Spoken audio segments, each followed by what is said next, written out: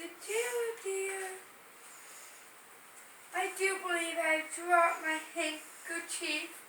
May I please go out and get it? Why, thank you so much for locking that big old nasty door. You are such a sweetie.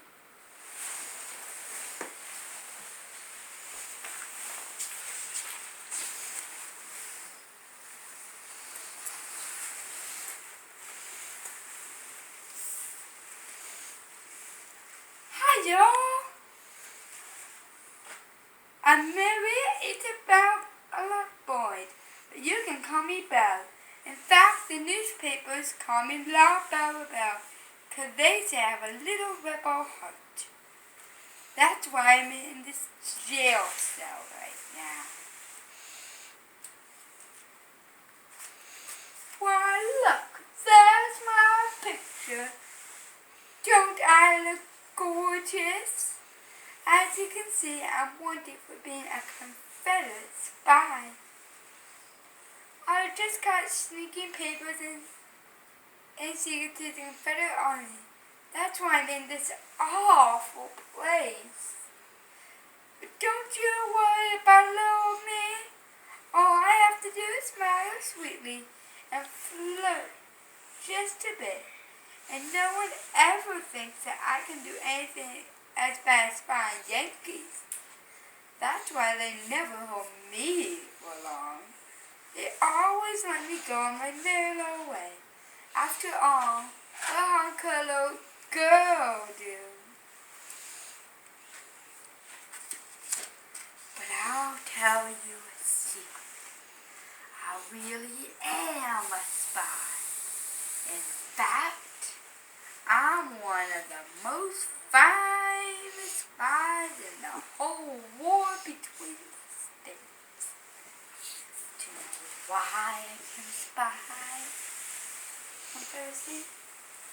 Well, it all started when I was at home with my mother in a beautiful home in the Shenandoah Valley on Independence Day, back when I was 17 years old.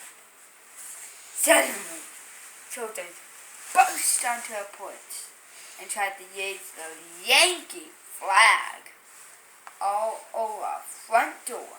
My mother would have none of it and told them so.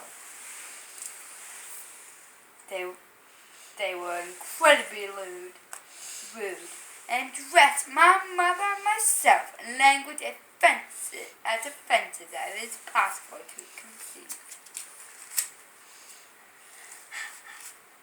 I could stand it no longer. I pulled out my weapon and shot that Yankee square in the chest and died right there in our veranda. I was very fortunate that the commanding officer looked at the situation and determined that I had done just as I should, so I was not punished for my action. But from that moment on, I found myself consumed by thoughts and plans of vengeance. I was determined to fight those Yankees and do everything I could to help the Confederacy. I became a messenger for the Confederate Army. But that wasn't enough for me. I figured out that I could hide weapons in my hoop skirts and would steal guns and ammunition from the Yankees and deliver it to the Southern troops. After all, even a rotten Yankee wouldn't look at a lady's undergarments. But I am at my best. I am spying. You might wonder how a teenage girl like me could find out Yankee secrets. I just wander around the soldiers' camps, smile a little bit, flirt quite a lot, and they would tell me all sorts of things. Boys will tell you anything, flirt about eyes, you know. There were silly soldiers who followed me just about anywhere too. When I was floating and talking up with two young Yankee cavalrymen, they were so kind and even offered to escort me home. Of course, I knew that we would be crossing over into Confederate territory. But I guess they were not aware of the border. We crossed that line and I just sweetly and innocently turned them over to the Confederate Army as prisoners of war. Other times, I would just sit very quiet like and listen as I overheard all our very secret counts of war. I learned the secrets and traveled 15 miles cross country to warn Stonewall Jackson about the Yankees' plan. My favorite person I've ever worked for was sweet little Stonewall. I know everyone thinks he's so rough and tough, but I think he's just cute. Have you met old Stonewall? No? Well, Stonewall Jackson is only Robert Lee's right-hand man. This well-known English. Stonewall is a general in the Confederate Army and one of Lee's ablest commanders. He is a true Confederate hero. I am proud to say that I am his messenger. There was even one time when I went across the battlefield to give secret information to Stonewall. Yankees were firing on me, and white bullets flew all around me. And numerous bullets whistled by my ears. Several actually pierced different parts of my clothing.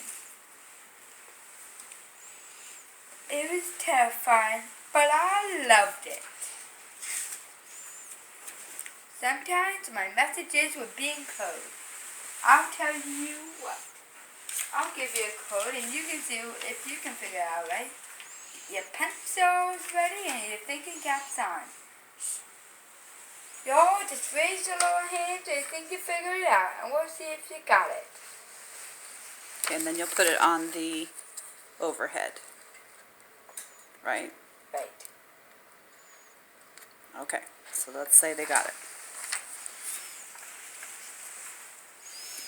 Oh, well, my goodness, you are smart. You could very well be spies yourself.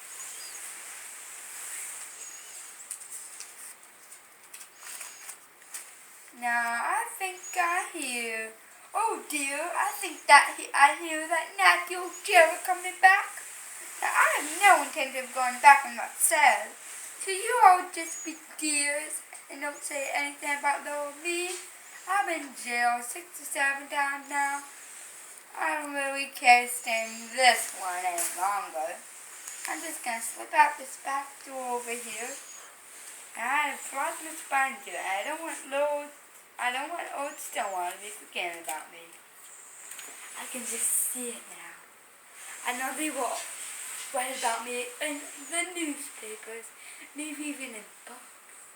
In fact, I think I may write a book about my life. I'll call it Belle Boyd in Camp and Prison. Maybe I'll even become an actress and put my adventures on stage. I can see it now. A wonderful theatrical show called The Pearls of a Spy. Oh yes, I'll live a grand life.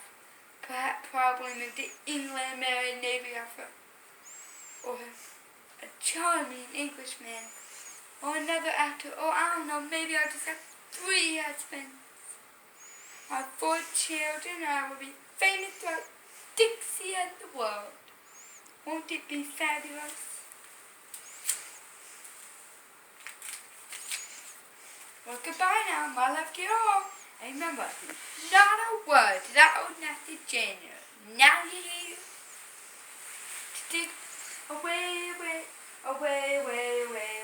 down, away down south in Dixie.